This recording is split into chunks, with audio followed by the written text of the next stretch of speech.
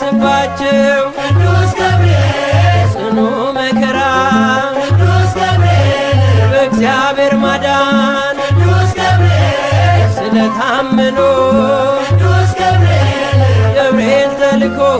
ቅዱስ ገብርኤል ከእሳት ወዳነው ስለቴን ሰማ